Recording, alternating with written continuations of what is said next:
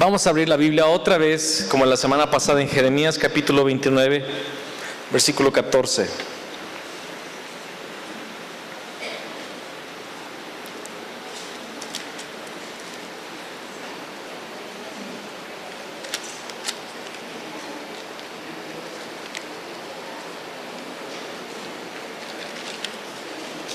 Dice Jeremías capítulo 29, versículo 11 al 14.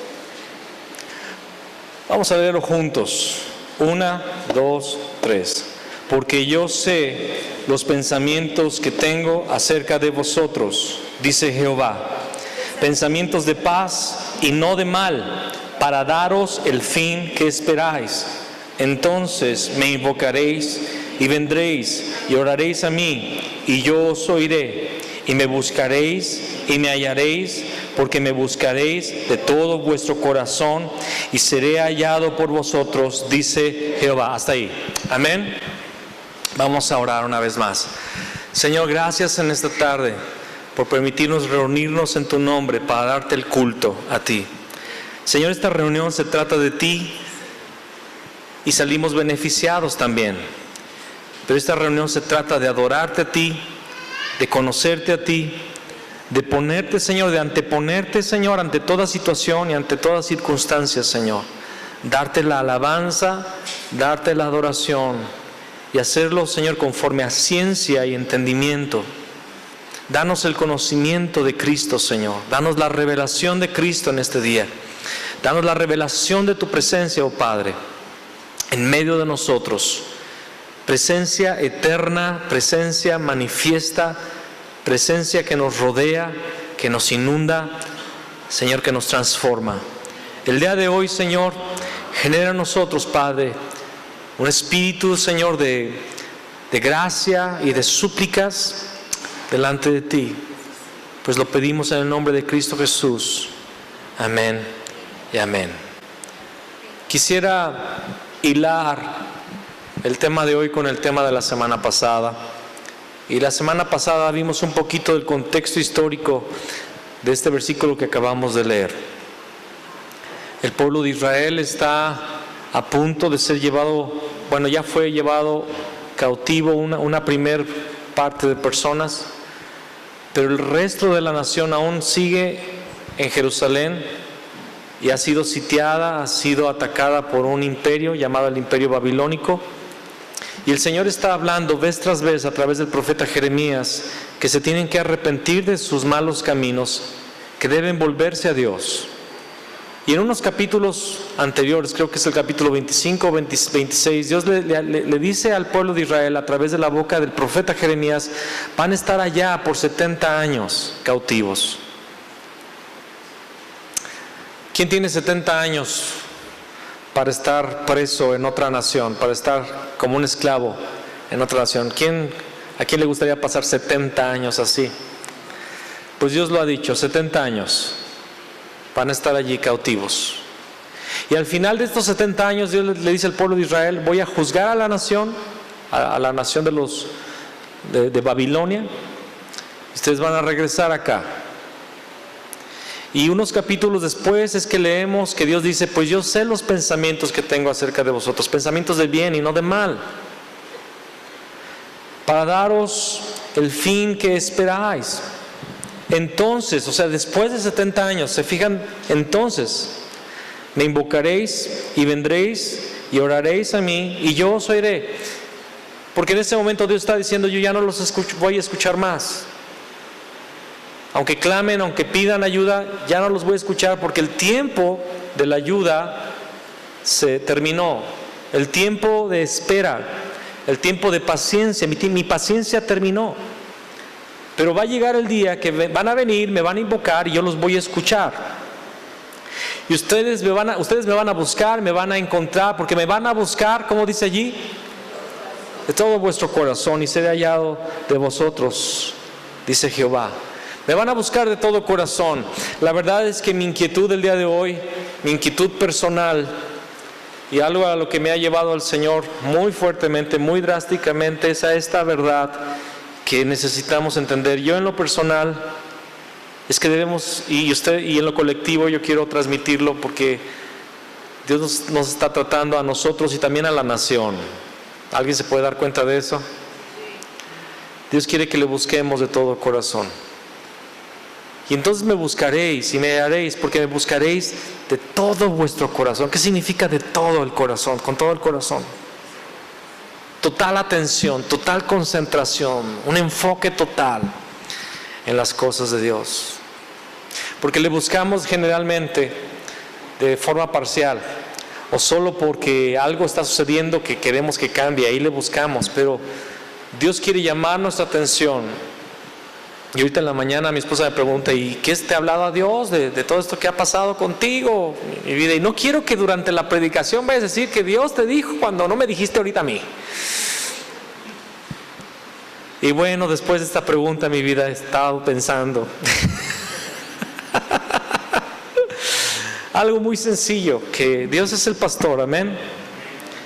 Y cuando una ovejita se sale del redil o no está obedeciendo, le quiebra la patita, ¿verdad? Bueno, ninguno es pastor, nadie puede corroborar esto, ¿verdad?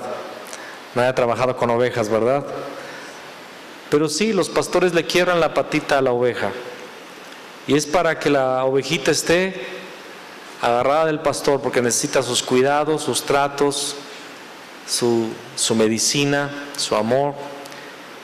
Y la ovejita tiene que aprender a estar con el pastor con la patita quebrada. Ya después que sana, la ovejita no se separa del pastor, ¿verdad? Y bueno, eso es algo para mí importante en lo personal. Entonces me invocaréis y vendréis y oraréis a mí, y yo os oiré. Y me buscaréis y me hallaréis, porque me buscaréis de todo vuestro corazón, y seré hallado por vosotros, dice Jehová. Transcurrieron 70 años. Literalmente la nación quedó derribada. El imperio babilónico destruyó totalmente Jerusalén. No quedó piedra sobre piedra. Destruyeron el templo. Y quedaron unas pocas personas. Dice la palabra que los pobres de Israel los dejaron allí para que cuidaran de las viñas y de los olivares y de algunas cositas, pero eran poquísimas personas. Y pasaron 70 años, y 70 años después vamos a ver lo que sucedió, porque esta profecía que Dios dijo: y vendréis y me buscaréis y me hallaréis, porque me buscaréis de todo vuestro corazón, amén, y seré hallado de vosotros, dice Jehová el Señor. Esto se cumplió perfectamente. 70 años después, un joven llamado Daniel está en el imperio babilónico, y cuando tú lees Daniel desde el capítulo 1, tú te das cuenta que Daniel y varios de sus amigos, que eran príncipes de la nación de Israel, son llevados cautivos al palacio de Nabucodonosor, rey de Babilonia, y de hecho son hechos eunucos, son castrados, porque ningún varón que iba a servir en el palacio podía estar normal, tenía que ser castrado para que realmente sirviera completamente al rey sin ningún peligro. ¿Usted entiende? Y eran castrados. Daniel y sus amigos fueron castrados. Y Daniel sirve a Nabucodonosor y Dios lo levanta después de varias pruebas. Ustedes recuerdan la historia, y tienes que leer Daniel, ya lo hemos predicado. Para quien no conoce la historia, tiene que volver a leer Daniel. Pasa varias pruebas en el imperio babilónico. Él vive en el tiempo de Nabucodonosor, del hijo de Nabucodonosor y del nieto de Nabucodonosor. Y llega un día en el cual, ¿se acuerdan del escritor en la pared con Belsasar? ¿Se acuerdan? Y Dios usa a Daniel para interpretar la lectura en la pared y dice, Mene, Mene, Tekel, Uparsin, en balanza ha sido pesado y ha sido hallado falto. Y Daniel le dice, Dios ha quitado de ti el reino. Y esa misma noche la historia nos cuenta que el imperio medo-persa entró y destruyó al imperio babilónico. Y lo que era Babilonia se convierte ahora en un estado o en una nación que está ahora bajo el dominio medo-persa. Acuérdense que los reinos en aquella época sí estaban suscritos, o sí se dice así, estaban suscritos a otros reinos. Por ejemplo, el imperio romano era un imperio de reinos. ¿Me explico? Había varios reinos. Alejandría era un reino, Jerusalén era otro reino, y así varios reinos eran sometidos a un imperio. ¿Me explico? El imperio de Babilonia también fue un reino que conquistó otros reinos, y Nabucodonosor era rey sobre reyes, ¿verdad? Después Belsasar es sometido y la nación cae debajo del imperio medo-persa. Y hay dos personajes en la Biblia que son muy preponderantes, es Ciro y Darío, porque es un imperio unido, imperio de los medos y el imperio de los persas. Dos reinos se juntaron para hacerle frente al imperio babilónico y subyugaron al imperio babilónico, y vamos a ver estos dos nombres, Ciro y Darío. Entonces Daniel ahora se encuentra debajo de otro imperio distinto al cual había servido, el imperio medo-persa. Pero es interesante que vemos que cuando entra Darío y entra Ciro, Daniel sigue en el reino. Dice la palabra que Darío, eso lo puedes ver en el capítulo 6 de Daniel, no lo vas a buscar ahorita, lo vas a leer después en el capítulo 6 de Daniel. Dice que Darío pensó en constituir 120 sátrapas sobre todo el imperio. Recuerda, el imperio no nada más es Babilonia, el imperio abarca una grande extensión de naciones en derredor, y pensó en constituir 120 sátrapas. ¿Qué eran los sátrapas? Serían gobernadores, 120 gobernadores sobre todo el imperio para poder gobernar bien el imperio. Pero Darío pensó en constituir a 3 gobernantes sobre los 120 sátrapas, o sea, 3 debajo del mero rey, 3 gobernantes, y uno de ellos sería Daniel. ¡Wow! ¿Te imaginas qué honor? Habiendo sido un esclavo, siendo una persona extranjera, ni siquiera era de Babilonia, ni siquiera era medo-persa, de los medos o de los persas. Daniel era un hebreo, esclavo, eunuco, que había vivido esclavo 70 años sirviendo en la corte, y ahora entra otro imperio, y este imperio decide que Daniel debe de ser uno de los 3 gobernantes sobre los 120 sátrapas. Y también dice allí que Darío pensó en constituir a Daniel sobre los otros 2 gobernadores. O sea que Daniel era como el vicepresidente de un imperio. Y se levanta persecución contra Daniel por causa de esto. En la política siempre hay no solo envidia, sino gente que te quiere asesinar para tomar tu lugar. ¿Por qué estoy diciendo esto? Porque Daniel está muy bien ubicado, ¿sí o no? De hecho, todo el mundo quería conocer a Daniel y tener el contacto de Daniel y decir, yo tengo su teléfono particular, ¿qué necesitas? Le hablo a Daniel. Dani, oye, mira, aquí hay una persona que tiene un problema con una palapa, que no le quieren dar el permiso de suelo y cosas así. ¿Algún testimonio?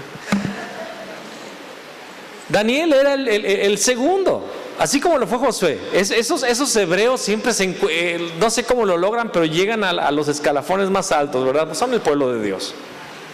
Y así debe ser cada hijo de Dios. Debe de ser situado en el lugar que Dios quiere, para una obra, para un propósito determinado. Amén. Y Daniel está bien ubicado. Daniel es una persona destacante en el imperio. Daniel tiene reconocimiento. Aquí ya Daniel tiene alrededor de 84, 85 años, tal vez más, tal vez menos por ahí, porque se han pasado 70 años. Daniel está muy bien ubicado. Pero mira lo que dice el capítulo 9 de Daniel. Acompáñame. En el año 1 de Darío, hijo de Asuero, de la nación de los medos, que vino a ser rey sobre el reino de los caldeos.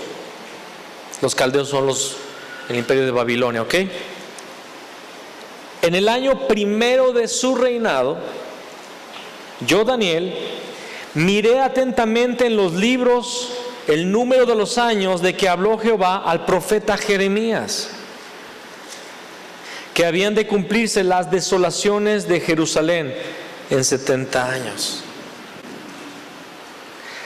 ¿Y qué es lo que lee Daniel? Lee todo el libro de Jeremías y lee el capítulo 25 que ya te hablé, y Daniel lee, y vamos a solamente rapidito a Jeremías. Vamos a Jeremías 25, dice el versículo 10: y haré que desaparezca de entre ellos la voz de gozo y la voz de alegría, la voz de desposado y la voz de desposada, ruido de molino y luz de lámpara. O sea, todo se va a parar en la nación.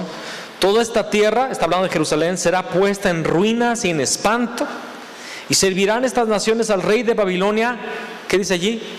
70 años. Y cuando sean cumplidos los 70 años, castigaré al rey de Babilonia y a aquella nación por su maldad, ha dicho Jehová, y a la tierra de los caldeos, y la convertiré en desiertos para siempre. Y traeré sobre aquella tierra todas mis palabras que he hablado contra ella, con todo lo que está escrito en este libro, profetizado por Jeremías contra todas las naciones, porque también ellas serán juzgadas por muchas naciones y grandes reyes, y yo les pagaré conforme a sus hechos y conforme a las obras de sus manos.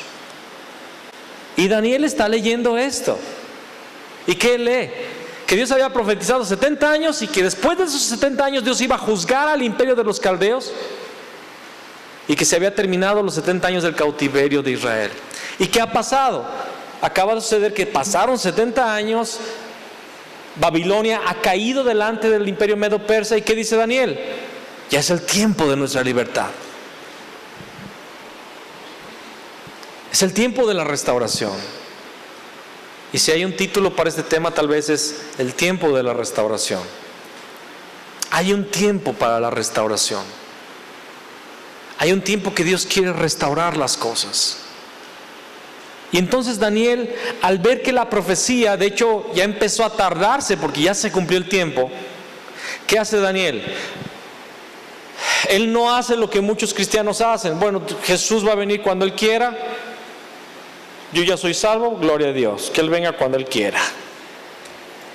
Y vamos a la iglesia, mientras yo y mi casa seamos salvos, hay que el mundo se vaya al infierno, porque yo soy ya salvo.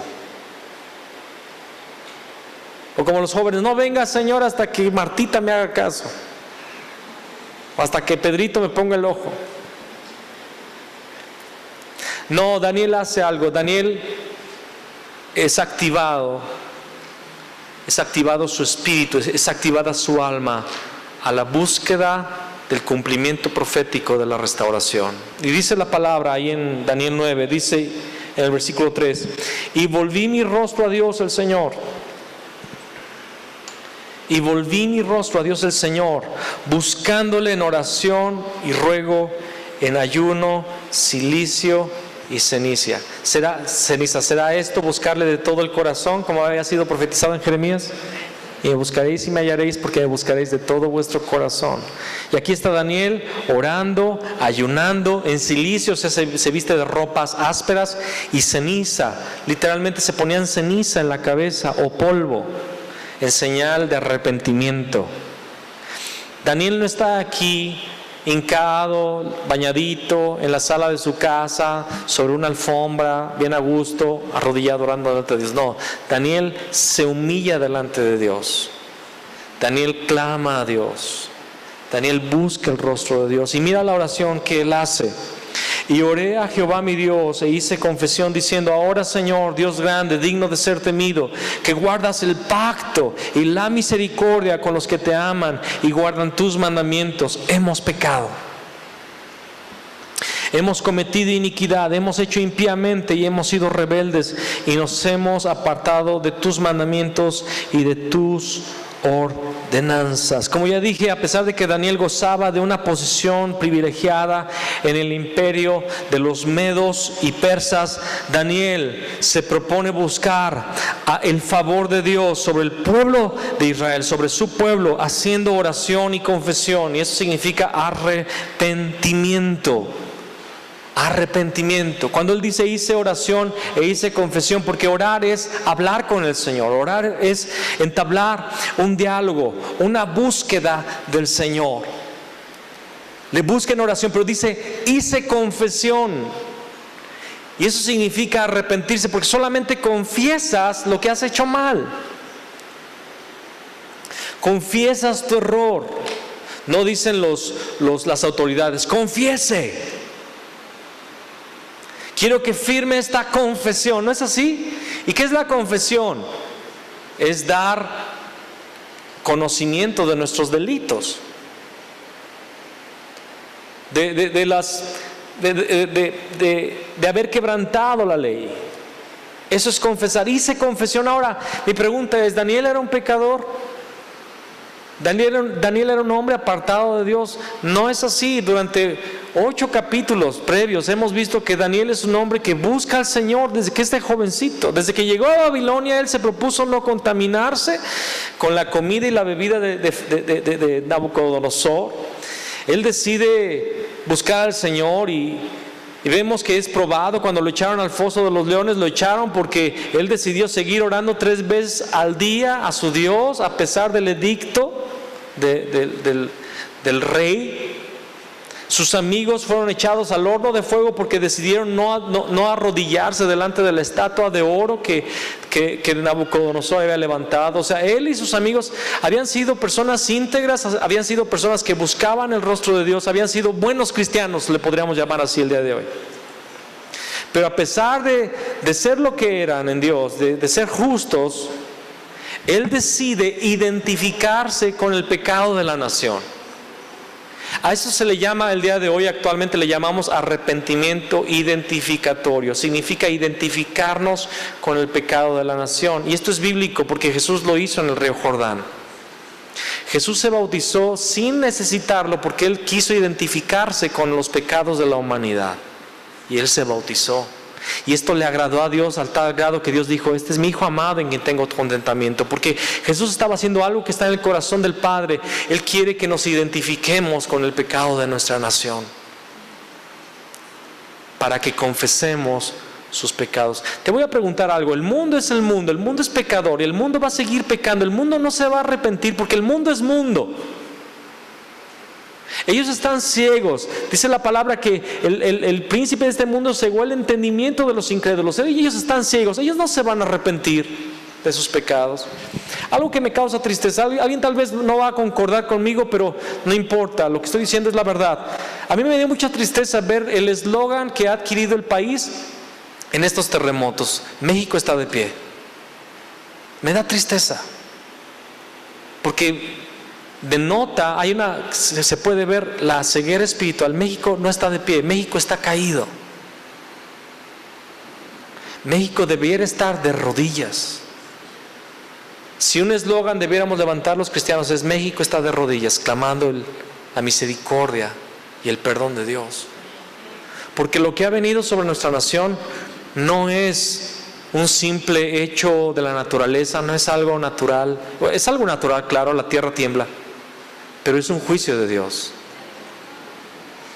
por nuestros pecados, por los pecados de la nación, por la idolatría y la rebeldía del pueblo mexicano. México está en desgracia.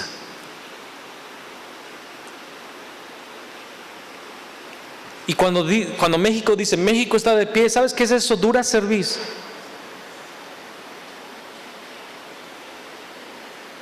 Es como el hijo que está siendo disciplinado y dice: no voy a llorar, no voy a obedecer. México está de pie. México está asolado. Pero ellos no van a cambiar, el mundo no va a cambiar. ¿Quién debe de cambiar? La iglesia debe de cambiar. La iglesia tiene que orar y confesar los pecados de la nación como nuestros, Porque si el mundo no lo va a hacer, significa que el juicio va a seguir cayendo. Y alguien tiene que detener esto. Y alguien puede decir, pero Cristo ya pagó en la cruz. Sí, para aquel que se apropia de esa salvación.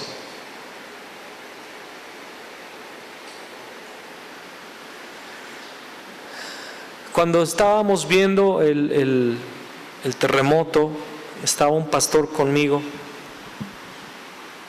y en ese momento recibió una noticia desde Puebla: acaba de temblar.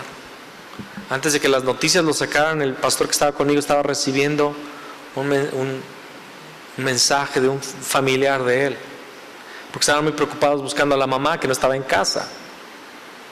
La madre de este pastor está bien, pero me dice, tembló, prendí inmediatamente la televisión y empecé a ver lo que había sucedido.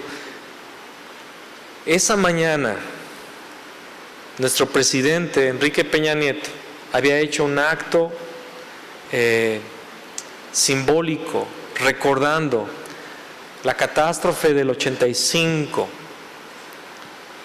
Habían hecho un simulacro de terremoto, habían izado la bandera hasta media asta, creo, recordando que hace 32 años un terremoto había sacudido a la nación. En la capital habían muerto más de 10,000 personas en ese terremoto. Hizo el acto simbólico, el recordatorio por los fallecidos, se hizo el simulacro y él subió al avión. Y en cuanto está volando hacia Oaxaca para seguir tratando con los problemas del terremoto que había sucedido hacía 7 días en Oaxaca y Chiapas, él está viajando hacia allá, se le informa que acaba de temblar, un sismo de 7.2 grados y que muchos edificios han caído. Regresa el avión y yo estuve acompañando el terremoto todo el día, ese día 19, y en la noche de repente alguien hace el comentario: oye, pero este terremoto ocurrió el mismo día que hace 32 años, ¿qué será? Y hace la pregunta el locutor. Yo esperaba una respuesta, pero divagaron y se esparcieron en la respuesta y se fueron a otro asunto. Y dije, la nación misma se está dando cuenta de alguna forma que hay una coincidencia o algo, que 32 años después, el mismo día, casi por unas pocas horas, al mismo tiempo. ¿Cuántas horas, perdón? Fue 7:19 de la mañana, y después 1:10, por unas horas solamente, pero el mismo día. ¿Y sabes qué significa esto? Dios está hablando, no es un hecho de coincidencia, no es un acto casual de la naturaleza. Dios está diciendo: arrepentíos, arrepiéntanse. Dios le está diciendo a la nación: arrepiéntete, y le está diciendo a la iglesia particularmente: arrepiéntete. Para que haya restauración debe de haber arrepentimiento, porque aunque la profecía estaba allí lista para activarse, alguien la debe activar, y solo se logra la activación a través de una búsqueda que es oración y de arrepentimiento. Y Daniel se arrepiente, dice: hemos pecado. Él se identifica: hemos pecado, hemos cometido iniquidad, hemos hecho impíamente y hemos sido rebeldes. Y nos hemos apartado de tus mandamientos y de tus ordenanzas. Hemos pecado, hemos hecho impíamente, hemos sido rebeldes, nos hemos apartado de tus mandamientos y de tus ordenanzas. Cuando Dios envía un juicio, es porque de alguna manera, nos hayamos dado cuenta o no, nos hemos apartado, nos hemos desviado.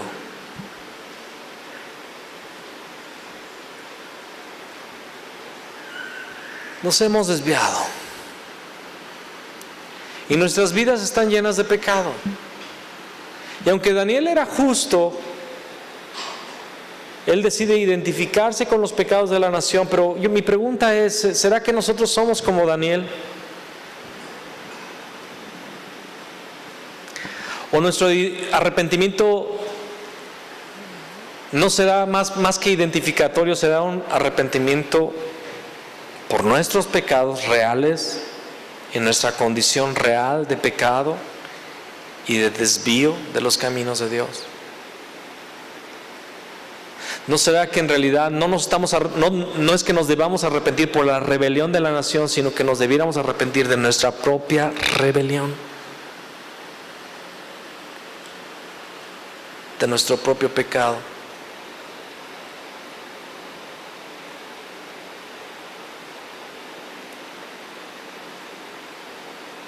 Dios ha estado tratando conmigo, y hemos estado el Señor y yo hablando mucho, saldando cuentas en mi vida, hablando cosas personales que no te voy a platicar, porque es entre mí y Dios. Pero Dios me ha estado hablando. Yo he estado buscando el rostro de Dios. Y no debiéramos hacer el día de hoy esto, en lo personal, en lo familiar. La verdad es que nuestras vidas no son modelos de cristianismo. La verdad es que nuestra vida piadosa, nuestra búsqueda de Dios, creo que tal vez y muy probablemente no es un modelo a seguir de lo que debiera ser un hijo de Dios que busca a Dios. Muchos solo le buscan en domingo, y eso mediocremente. Le decía yo a una persona, le decía, ¿sabes qué? El día domingo por lo menos ayuna de Facebook el día domingo, por lo menos el día domingo ayuna de tu celular, y por lo menos el domingo lee la Biblia. Por lo menos para prepararte para el culto y para poder alcanzar a escuchar algo, para que tu espíritu de alguna forma por lo menos el domingo se abra a escuchar la voz de Dios.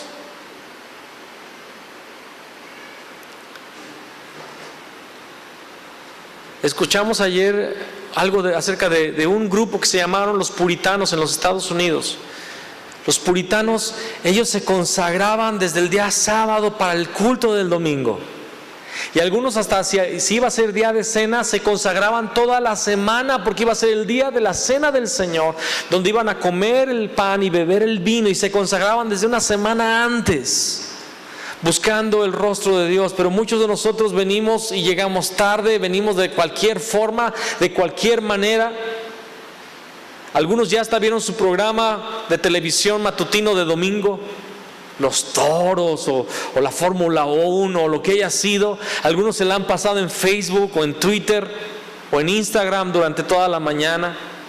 Se levantan tarde, van al menudo, van a donde quieren ir y llegan aquí de cualquier forma, escuchan la alabanza, y no digo adoran, escuchan la alabanza, y de esa manera quieren encontrar el favor y la gracia de Dios sobre sus vidas, cuando en realidad estamos pisoteando, como dice Isaías capítulo 6 versículo 1, ¿quién les dijo que pisaran y asolaran los atrios de mi casa?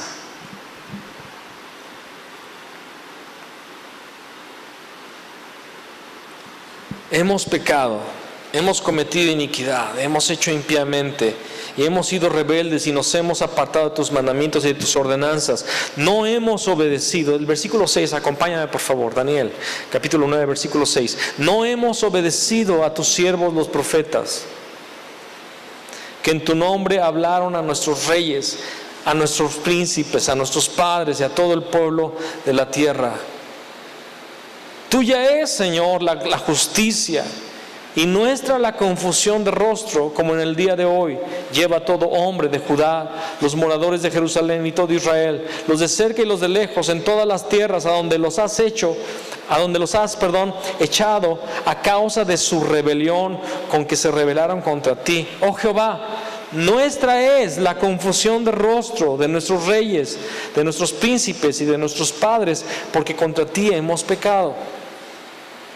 De Jehová nuestro Dios es el tener misericordia y el perdonar, aunque contra Él nos hemos rebelado y no obedecimos a la voz de Jehová nuestro Dios para andar en sus leyes que Él puso delante de nosotros por medio de sus siervos, los profetas. Todo Israel traspasó tu ley, o sea, desobedeció, apartándose para no obedecer tu voz, por lo cual ha caído sobre nosotros la maldición y el juramento que está escrito en la ley de Moisés, siervo de Dios, porque contra Él pecamos.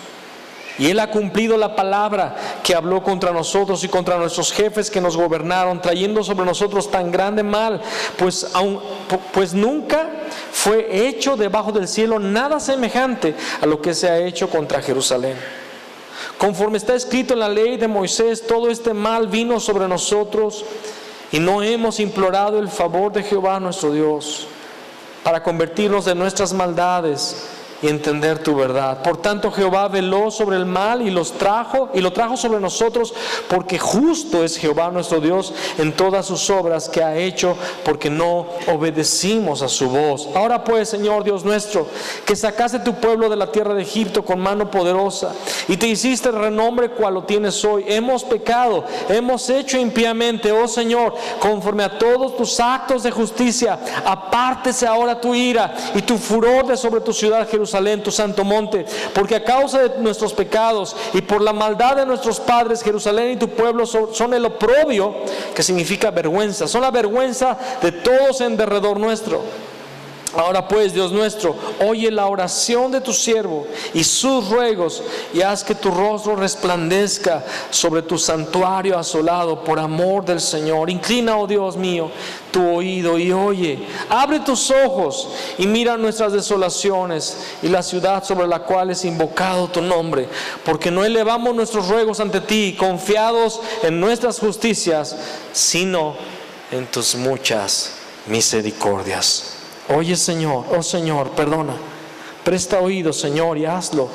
No tardes por amor de ti mismo, Dios mío, porque tu nombre es invocado sobre tu ciudad y sobre tu pueblo. Daniel se atreve a levantar su voz basado en la palabra del Señor. Dios le había dicho eso a Moisés, que si el pueblo guardaba el pacto, ¿qué iba a suceder? Bendición. Pero si el pueblo se apartaba de Dios, adorando otros dioses y viviendo en pecado, Dios se iba a apartar de ellos y el castigo vendría sobre la nación. Y el más grande nivel de castigo que sería enviado de parte de Dios sería la cautividad. Y sucedió. Pero Dios también había dicho a través de sueños al rey Salomón, después de haber levantado el templo, en 2 Crónicas 7:14, él dijo: si se humillare mi pueblo, sobre el cual mi nombre es invocado, y oraren y buscaren mi rostro, y se convirtieren de sus malos caminos, entonces, solo hasta entonces, yo oiré desde los cielos y perdonaré sus pecados y sanaré su tierra. Si se humillare mi pueblo. ¿Qué es humillarnos? ¿Necesitamos ponernos silicio y ceniza como lo hizo Daniel? Tal vez no sería tan mala idea. ¿Necesitamos ayunar como lo hizo Daniel? Yo creo que no sería muy mala idea, porque el ayuno es bíblico y es neotestamentario. Jesús dijo: tiempo vendrá cuando ayunarán, cuando les sea quitado el esposo, ayunarán. Mi pregunta es: ¿nos hemos humillado el día de hoy delante de Dios por los pecados de nuestra nación y nuestros propios pecados? ¿O vamos a cambiar el orden por nuestros pecados y los pecados de la nación? Nos hemos humillado. Estamos invocando el nombre de Dios. ¿Sabes qué? Es lo más difícil, humillarse.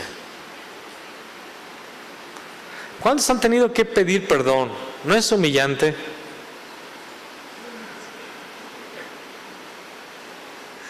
La carne no se quiere humillar. La carne es orgullosa.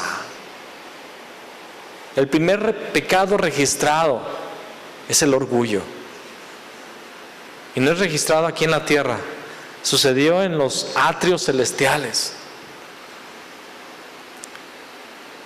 El orgullo.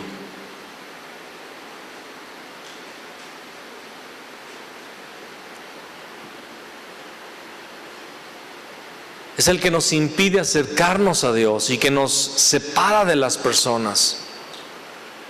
Yo puedo, yo sé, yo conozco. Aun cuando cometemos un pecado, cuando ofendemos a alguien, pero sí lo ofendí, pero lo merecía. Es que el primero me ofendió, es que el primero lo hizo. Fue una reacción y es justificada.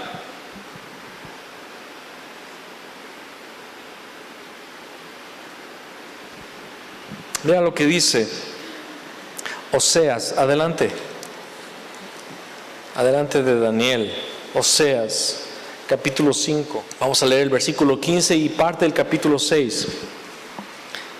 Y es una porción que Dios también está hablando de juicio sobre la nación. Y dice Dios: andaré y volveré a mi lugar hasta que reconozcan su pecado y busquen mi rostro. En su angustia me buscarán. ¿En su angustia qué? Me buscarán. Pero mira cómo Dios dice: me voy a retirar. ¿Sabes que Dios retira su presencia? ¿Sabes que el Espíritu Santo se contrista y se aparta de nosotros? ¿Cuántos saben eso? Y eso es lo peor para nosotros, que el Espíritu Santo se aparte de nosotros. El rey David, cuando fue confrontado por el profeta Natán por su pecado, él hace una oración de arrepentimiento y está registrada en el Salmo 51. Ten piedad de mí, oh Dios, conforme a tus misericordias, conforme a la multitud de tus piedades, borra mis rebeliones, lávame de mi maldad y límpiame de mi pecado. Ahí está registrado el arrepentimiento de David cuando Natán le dijo: tú eres un adúltero que mató a la esposa de la mujer con la que te acostaste. Tú eres un asesino, un adúltero, un mentiroso. Y David, su pecado lo había embrutecido. A David se le dice el dulce cantor de Israel. El libro de Segunda de Samuel, en el capítulo 22, dice: el hombre que fue elevado a lo alto, el dulce cantor de Israel. Hechos habla de David como el hombre conforme al corazón de Dios.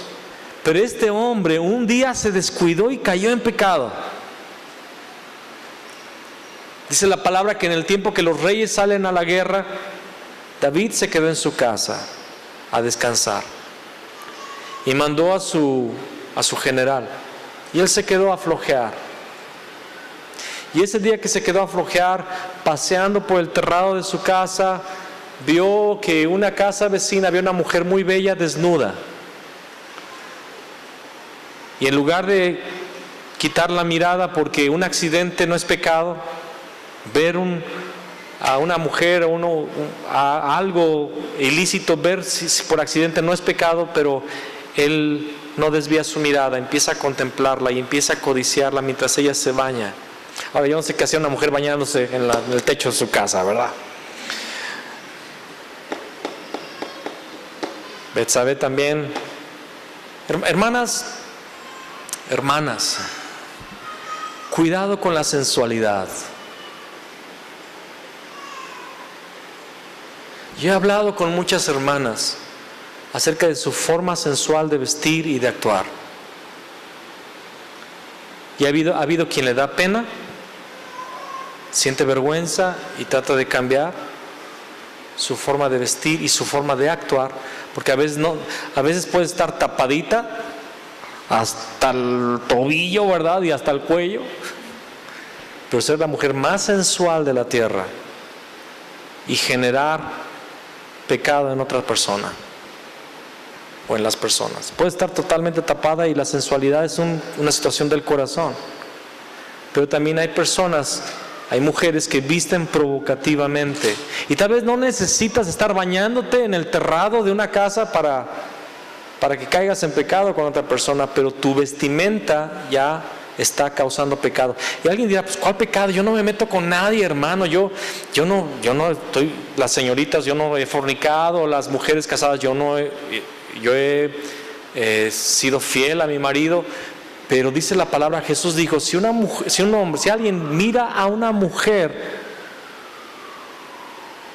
con deseo en su corazón, ya adulteró con ella en su corazón. Recuerda que la justicia de Jesús supera a la justicia de los fariseos o a la justicia de la ley, porque el asunto de la ley de Cristo, Pablo dijo, yo ya no estoy bajo la ley, sino bajo la ley de Cristo. Pero espérate un poquito, la ley de Cristo es superior. En la ley mosaica, si tú te metías sexualmente con la mujer de tu prójimo, era adulterio. Pero Jesús dice, si en tu corazón ya la codiciaste y ya cometiste un acto sexual en tu imaginación, en tu fantasía, adulteraste, porque es superior. Y muchas mujeres visten de forma tan sensual que son causantes de adulterio espiritual en varones. Y viceversa, porque no solamente la mujer se puede vestir sensual, los hombres también. Hay hombres que usan pantalones tan apretados que yo digo, ¿cómo es que aguantan el dolor? Los hombres entienden. O mujeres que, como dice un hermano, ¿cómo se metió en ese pantalón esa hermana? ¿Cómo le hizo? O sea, es una incógnita, es algo, debe ser un pantalón muy tecnológico, ¿no? O me imagino que la mujer se acuesta en su cama, ¿verdad? Levanta las piernas y entra una grúa con un sistema abaco que le avienta el pantalón. Y ya entra en el pantalón la mujer, ¿no? Ya y pide ayuda, levántame, porque es imposible que puedan doblar las piernas en esos pantalones tan apretados. Y así vienen a adorar a Dios. En alguna ocasión exhorté a una persona, le dije, no está bien cómo te vistes. La persona me dijo, es que el problema no está en cómo yo me visto, sino en el corazón de las personas. Ándale pues. No, el problema está en todos. Está en nuestro corazón.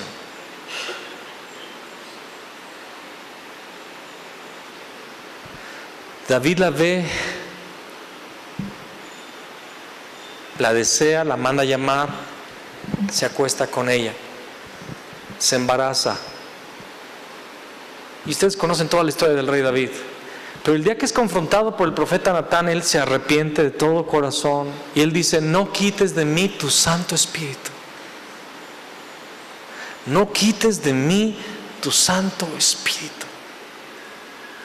¿Sabes por qué dice él esto? Él sabía lo que le había pasado al rey anterior, sobre el cual había sido enviado el Espíritu Santo.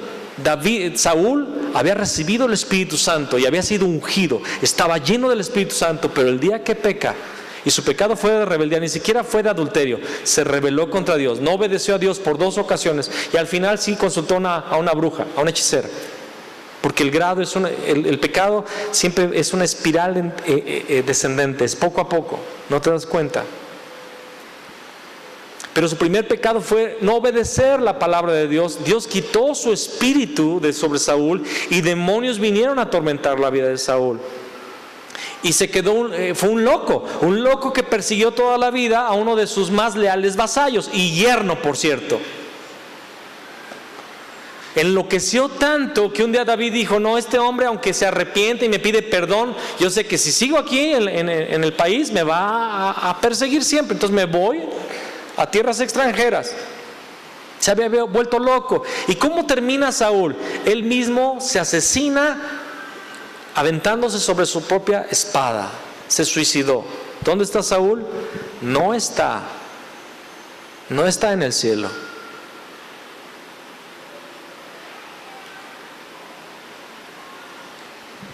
No está en la presencia de Dios. Y David dice, realmente entré en esa locura. entré en esa locura. Porque David, siendo un hombre justo, primero adultera, luego miente, porque le miente al esposo de Betsabé, lo emborracha para que sea tapado su pecado y después lo manda a matar. Estaba enloqueciendo. El pecado lleva a la locura, hermanos. Yo sé que alguien va a decir, ¿cómo es que dices que vas a hilar el tema de hoy con el de la semana pasada? Es que son dos caras de la moneda. Hay una gracia de Dios, hay una paciencia de Dios, pero hay un proceso para la restauración y es confesión, arrepentimiento, volvernos a Dios.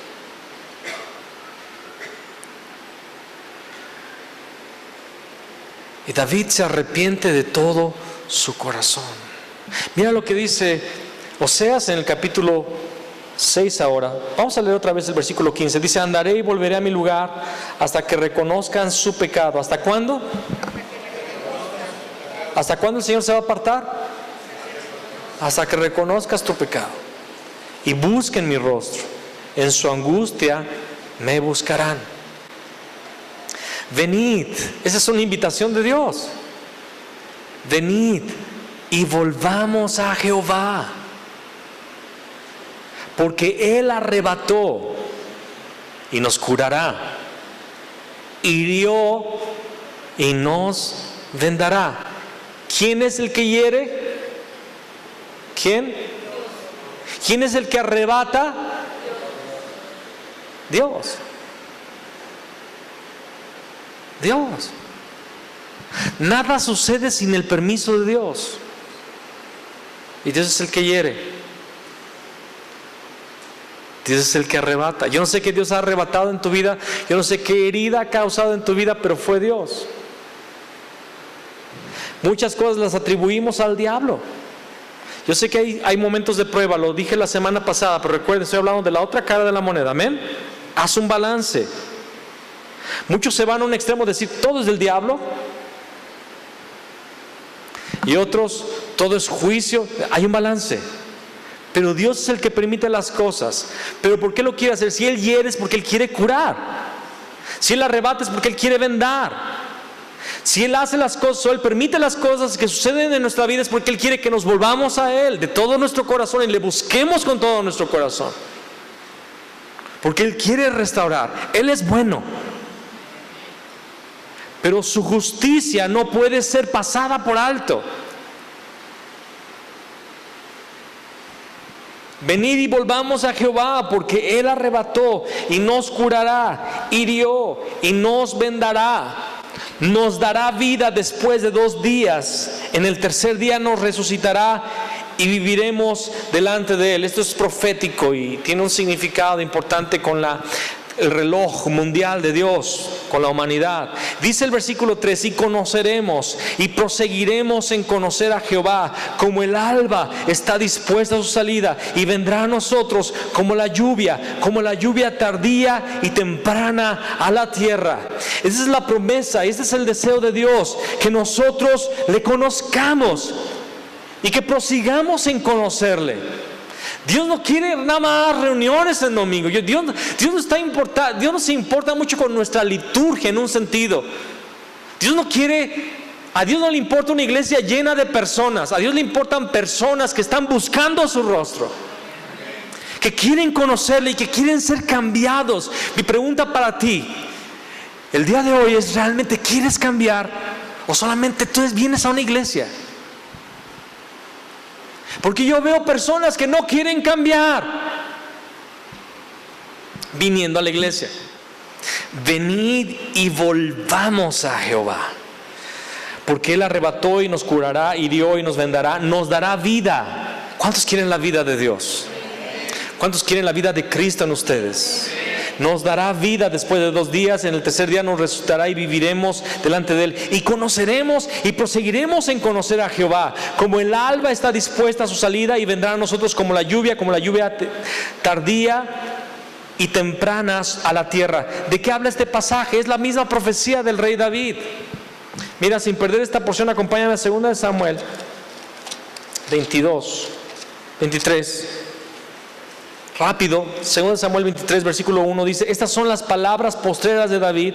Dijo David, hijo de Isaí, dijo aquel varón que fue levantado en alto, el ungido del Dios de Jacob, el dulce cantor de Israel, el Espíritu de Jehová ha hablado por mí. Está profetizando, amén. Ahora, todas las profecías de David fueron acerca del Mesías. El Espíritu de Jehová ha hablado por mí y su palabra ha estado en mi lengua. El Dios de Israel ha dicho: me habló la roca de Israel, habrá un justo que gobierne entre los hombres. ¿Esa profecía de quién es? ¿De Salomón? ¿De Usías, de Josías o de esos buenos reyes que hubo? ¿Ah? Está hablando del Mesías. Dios le había dicho a David: de tu linaje voy a levantar al Mesías. Y David está diciendo: Dios ha hablado a través de mi lengua. Lo que estoy hablando es inspirado por el Espíritu de Dios. Lo habló Dios, lo habló en la roca. Dice aquí: habrá un justo que gobierne entre los hombres, que gobierne en el temor de Dios. Será como la luz de la mañana. ¿Qué es la luz de la mañana? El alba. Amén. Será como la luz de la mañana, como el resplandor del sol en una mañana sin nubes. Y recuerdan que el rostro de Jesús resplandeció en el monte de la transfiguración como el sol, como la lluvia que hace brotar la hierba de la tierra. Es la misma profecía que estamos viendo en el libro de Oseas. Amén. ¿Quién es esta persona? ¿Quién es como el alba? ¿Quién es como la luz del sol? El apóstol Juan vio a Jesús en el Apocalipsis y dice que su rostro era como el sol en su mayor intensidad, en su fuerza. ¿Quién es como el alba? ¿Quién es como el día? ¿Quién es como la lluvia que hace brotar la hierba? Es Cristo. Es Cristo. Y después de habernos arrepentido, después de volvernos a Dios, ¿qué es lo que va a pasar en la vida del creyente? Vendrá la vida de Cristo a ser revelada a nosotros. Y conoceremos, dice Oseas, volvemos a Oseas. Y conoceremos, versículo 3, y proseguiremos en conocer a Jehová. Pero ¿quién es Jehová? Dice la palabra que toda la plenitud de la deidad habitó en Cristo. Amén. Cristo es el verbo, dice Juan capítulo 1:1, el verbo estaba con Dios y era Dios. Cristo es el verbo. En el versículo 14 dice: y este verbo se manifestó y se hizo carne y habitó entre nosotros. Cristo es el verbo. Cristo estaba con Dios y era Dios. Y conoceremos y proseguiremos en conocer a Jehová. ¿Quién es Jehová? Cristo. Como el alba está dispuesta a su salida, y vendrá a nosotros como la lluvia tardía y temprana a la tierra. Lluvia tardía y temprana. Yo no sé cómo está llegando el Señor, si temprano o tarde a tu vida, pero Él está viniendo como lluvia. Amén. ¿Para hacer brotar qué? La hierba. ¿De qué habla esto? Vida. En medio del desierto, en medio de la soledad, en medio del ermo, dice la palabra, de los lugares desolados, inhabitables, donde solamente hay chacales y buitres, Dios hace brotar hierba, Dios hace brotar la vida. Y eso es solamente a través de la lluvia. ¿Y qué es la lluvia? Deuteronomio 32, acompáñame sin perder esta porción. Escuchad cielos y hablaré, y oiga la tierra los dichos de mi boca. Goteará como la lluvia mi enseñanza, destilará como el rocío mi razonamiento, como la llovizna sobre la grama y como las gotas sobre la hierba. ¿Qué es la lluvia? Es la enseñanza, es la revelación. La lluvia representa la palabra de los cielos revelada a los hijos. Lo voy a repetir: la lluvia representa la palabra de los cielos revelada a los hijos. Goteará como la lluvia mi enseñanza. Dice la palabra que mi pueblo perece porque le faltó ¿qué? Conocimiento. Dejaron el camino del Señor, dejaron de escuchar la voz de Dios y nos apartamos. Cuando dejamos de escuchar la voz de Dios, nos apartamos. Por eso es tan peligroso dejar de orar un solo día.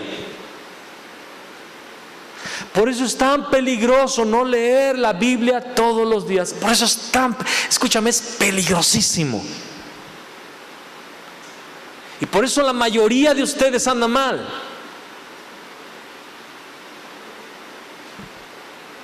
Por eso nos desviamos. Por eso el pecado entra en nuestras vidas. Y por eso el Señor manda juicio. Por eso el Señor nos disciplina. Porque lo dejamos. Yo dejé de venir hace unas semanas a los turnos por causas conocidas. Pero vi una foto de uno de los turnos, 3 personas. ¿Dónde están todos ustedes durante la semana?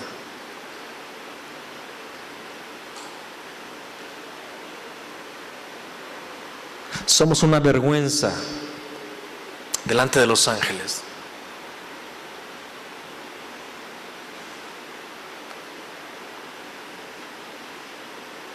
¿Dónde está la pasión? ¿Dónde está nuestra búsqueda? Todo esto Dios lo está tratando conmigo.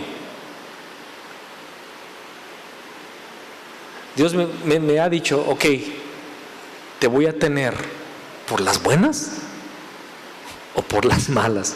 Voy a tener tu atención, voy a captar tu atención por las buenas o por las malas, pero la voy a obtener. Y ha sobrado mucho tiempo para orar.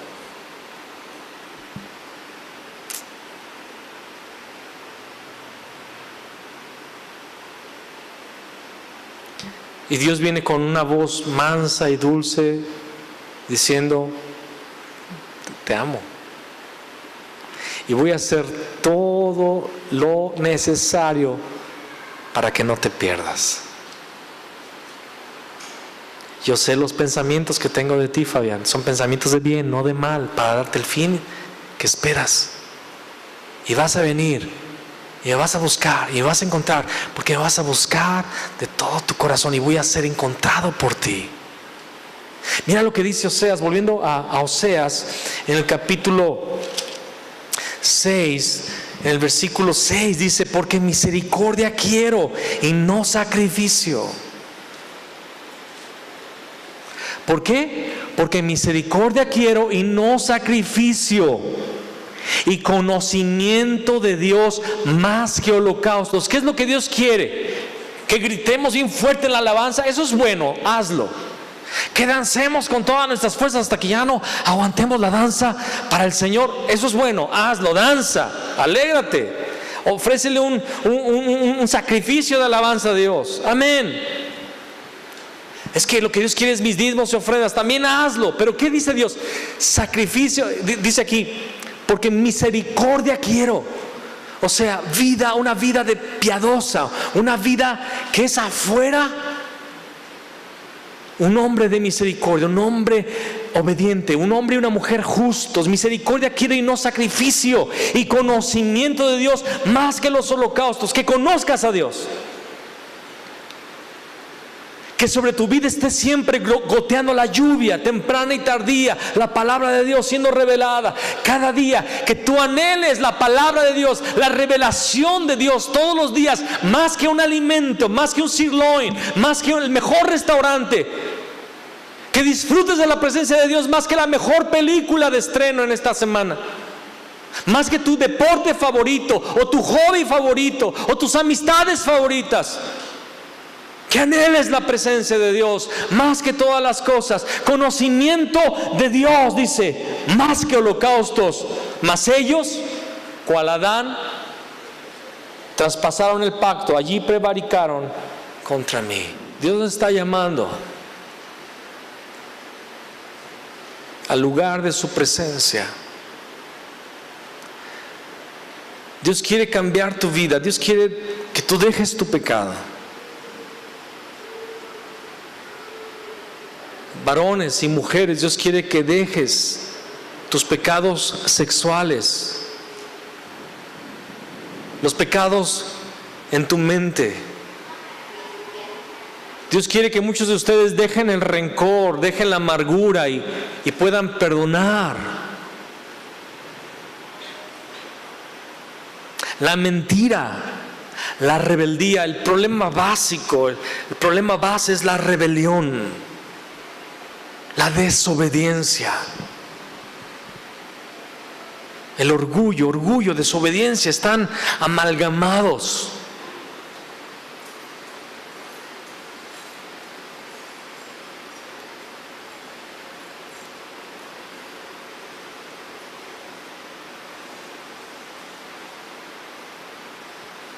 Porque misericordia quiere, no sacrificio. Mira lo que dice el apóstol Pablo en Filipenses capítulo 3. Pero cuantas cosas eran para mí ganancia, las he estimado como pérdida por amor de Cristo. Y ciertamente aún estimo todas las cosas como pérdida por la excelencia del conocimiento de Cristo Jesús, mi Señor, por amor del cual lo he perdido todo y lo tengo por basura para ganar a Cristo y ser hallado en Él, no teniendo mi propia justicia que es por la ley, sino la que es por la fe de Cristo, la justicia que es de Dios por la fe, a fin de conocerle y el poder de su resurrección y la participación de sus padecimientos, llegando a ser semejante a Él en su muerte, si en alguna manera llegase a la resurrección de entre los muertos. No que lo haya alcanzado ya, ni que ya sea perfecto. Qué humildad el apóstol Pablo, ¿verdad?, al escribir esto. Él era un hombre bien de Dios, un ejemplo. Él mismo dijo, no que lo haya alcanzado ya, ni que ya sea perfecto, sino que prosigo por ver si logro agarrar aquello por lo cual fui también agarrado por Cristo Jesús. Hermanos, yo mismo no pretendo haberlo ya alcanzado, pero una cosa hago, olvidando ciertamente lo que queda atrás y extendiéndome a lo que está adelante, prosigo a la meta, al premio del supremo llamamiento de Dios en Cristo Jesús. El apóstol Pablo nos marca una meta. Hay una meta, mis amados. ¿Y cuál es la meta? Hermanos, la meta es ser hallados en Él. Esto es precioso, esto es glorioso. No solamente haber oído de Cristo, tener una información. Hermanos, información. ¿Quién no sabe que Jesús vivió en Jerusalén y murió en una cruz? ¿Quién no sabe de esto?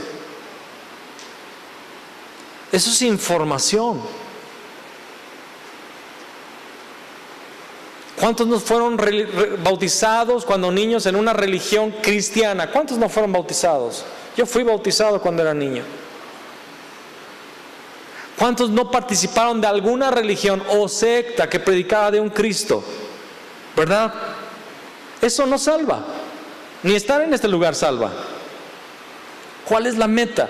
¿Qué es por lo que Pablo decidió tenerlo todo por basura? Perderlo todo por causa de esa meta. ¿Qué fue? El ser hallado en Él. No conocer de Él, no tener una información de Él, no practicar un ritual a causa de Él. Ser hallado en Él, llegar a estar en Cristo. Y ser hallado en Él, no teniendo mi propia justicia. O sea, no se trata de las obras que pueda alcanzar, sino la justicia que es, dice aquí, por la fe de Cristo. La justicia que es de Dios por la fe de Cristo. ¿Y cuál es la fe de Cristo? La fe de que Él es el Rey que destruyó a aquel que me dominaba, el príncipe de este siglo, Satanás. Él es el profeta que abrió ese camino para que yo volviera a reconciliarme con el Padre. Él es el sumo sacerdote eterno que ofreció su propia vida para salvarme. derramó su sangre para justificarme. Esa es la fe en Cristo, es la fe de Dios. Y dice, a fin de conocerle. Aquí me deja impresionado esto y me deja humillado, porque si Pablo, aquí él es viejo, él está ya preso, él está ya en Roma, está bajo cadenas, y de aquí a unos pocos años él va a morir como un mártir por el Evangelio. Es el Pablo que ha escrito la mayoría de las epístolas. 3/4 partes del Nuevo Testamento los ha escrito Pablo. Y es el hombre que ha dicho, imítenme a mí así como yo imito a Cristo. Él fue capaz de ponerse como una referencia, y de parte del Espíritu, no de parte de su carne. Y él dice, a fin de conocerle. Bueno, si Pablo todavía pensaba que no lo conocía, ¿dónde estaré yo? A fin de conocerle. Por eso dice la palabra en Oseas, y proseguiremos en conocerle. Quiero decirte, la revelación de Cristo es eterna. No tiene un fin. Tiene un inicio en tu vida, pero no tiene un fin. Y proseguiremos en conocerle. Aun cuando estemos un día en su presencia, en los lugares celestiales, todavía vamos a estar diciendo, wow, ¿cómo es posible? Estábamos en pañales. 66 libros no son suficientes para que digamos, ya sé quién es Cristo, ya lo conozco, ya entendí. Hay gente que nos ha preguntado, y no es una crítica, es simplemente una declaración que han hecho algunos. ¿Siempre van a estar hablando de Jesús el Cristo? Hermano, siempre vamos a estar descubriendo cada vez más profundamente lo que es Cristo.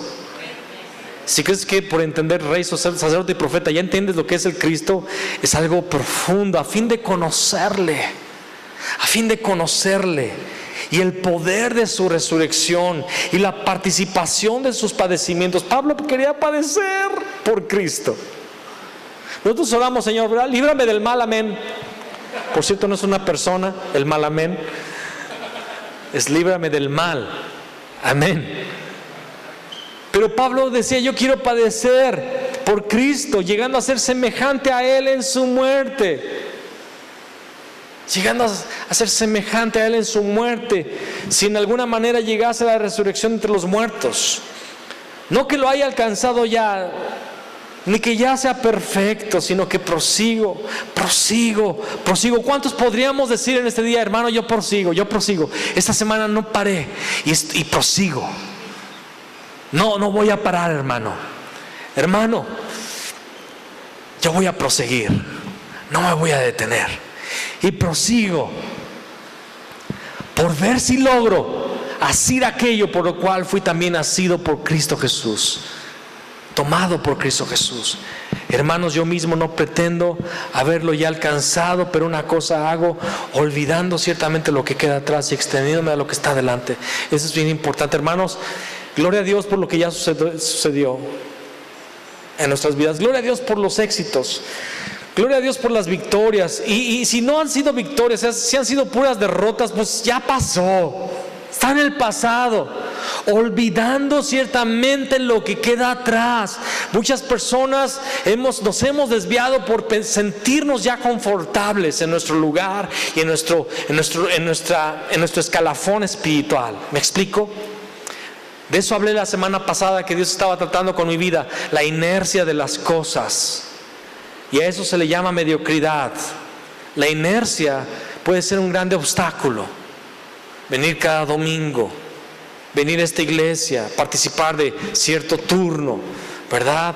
Venir al café de las mujeres cada viernes último de mes y salir a evangelizar una vez por mes y de repente nos estancamos en nuestras conquistas viejas y pasadas. Nos quedamos en el lodo del ayer. Nos atascamos en esa lama espiritualoide del cristianismo. Y la vida cristiana es una vida de una meta diaria. de una conquista diaria, de un desafío diario, de una pasión que se tiene que renovar cada día, cada mañana. Con mi alma te he deseado en la noche, y en tanto que dure el Espíritu dentro de mí, madrugaré a buscarte, porque luego que hay juicios tuyos en la tierra, los moradores del mundo aprenden justicia. Cada día debe de ser un nuevo reto, un nuevo desafío. ¿Cuál debe de ser nuestro desafío? Hay una meta, es Cristo Jesús, es ser hallado en Él, es conocerle. Es que la lluvia temprana y tardía caigan sobre nuestra vida para hacer brotar la vida de Cristo. Una cosa hago, me olvido de lo que queda atrás, olvidando ciertamente lo que queda atrás y extendiéndome a lo que está delante, prosigo a la meta, al premio del supremo llamamiento de Dios en Cristo Jesús. Pablo seguía extendiéndose hacia adelante. Pablo ya era viejo, Pablo ya había fundado todas las iglesias, Pablo ya había hecho sus 3 viajes misioneros, había fundado iglesias, había puesto obispos sobre ellas, había levantado muchos pastores, muchos colaboradores, había formado un equipo de liderazgo impresionante. Había sacudido al imperio de su época con su evangelio. Había revolucionado. Dios había hecho esto a través de Pablo, y Pablo ya había sido encarcelado, ya estaba ya casi con sentencia de muerte. En Filipenses capítulo 1 él habla de sus defensas y de cómo en el pretorio, que significa el lugar donde estaba encarcelado, sus prisiones habían redundado en progreso del evangelio. Y dice Pablo: mis prisiones han hecho que muchos se pongan más valientes para seguir predicando el evangelio. Y Pablo pudo haber dicho: ya estoy preso, ya acabé mi carrera, ya estoy viejito, ya recorrí por cielo, mar y tierra. Bueno, por cielo todavía no, ¿verdad? Pero por mar y tierra ya recorrí todo el imperio llevando el evangelio, y estoy preso ya, que los otros sigan. Él dice: no, prosigo a la meta. Y me extiendo, estoy todavía esforzándome por alcanzar aquello por lo que Dios me agarró a mí. El premio del supremo llamamiento de Dios en Cristo Jesús.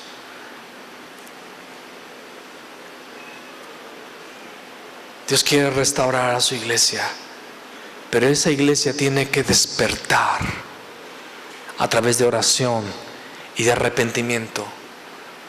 ¿Qué es lo que debemos de confesar? Tal vez tú no seas una persona que está embarrada en el pecado, tal vez sí lo seas. Si lo estás, arrepiéntete y vuélvete a Dios.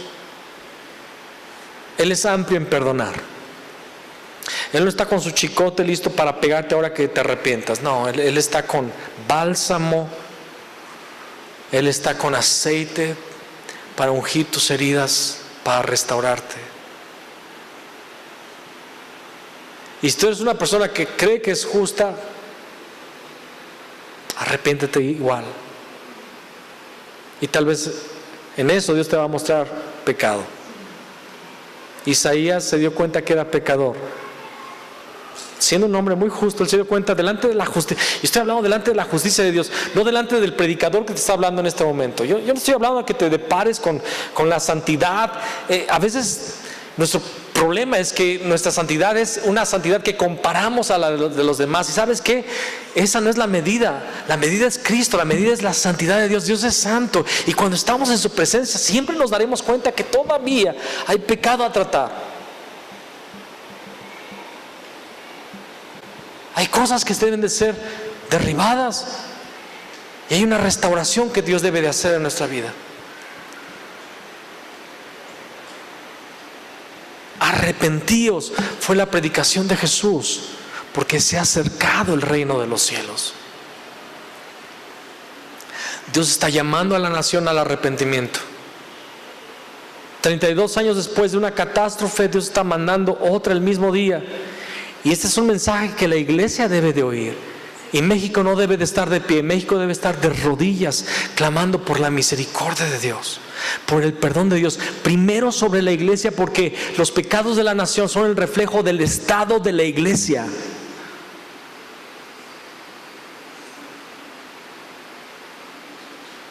Y Dios hace un alto Para mí es profético que el Señor haya permitido mi accidente 7 días antes,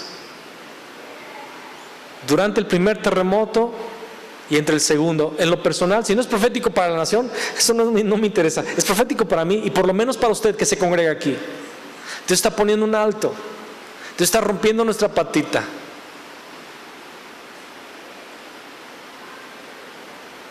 Y Dios dice, quiero tu atención, Fabián. Vuelve a la devoción.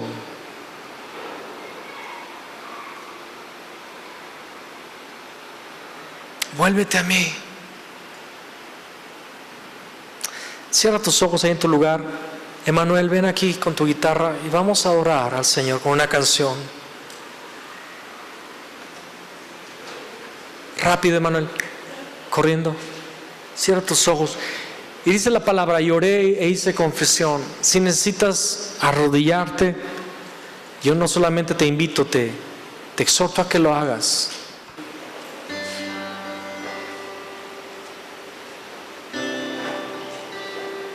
Y oremos y confesemos nuestro pecado. Si tú tienes ataduras de pornografía, es tiempo de confesarlo delante de Dios. Si hay pecados en ti de adulterio, de fornicación en los jóvenes, adulterio en los casados, arrepiéntete hoy. Si hay problemas de sensualidad en tu vida, hermano, hermana, arrepiéntete hoy. Malos pensamientos, malos deseos, hurto, orgullo, mentira. Arrepiéntete hoy, arrepintámonos delante de Dios hoy. No sé lo que viste en mí para amarme tanto así. Tanta paciencia, tanta misericordia. Me hiciste deseable para ti. Me elegiste antes que dijera sí. Tanta gracia yo no puedo resistir. Me llamaste por mi nombre. Me compraste con tu sangre, me hiciste deseable para ti. Llévame, Señor, a tus cámaras de amor, donde me enamoro más de ti. Llévame, Señor, dentro de tu corazón. Yo encuentro mi lugar en ti. La, la, la, la, la, la, la, la, la, la, la.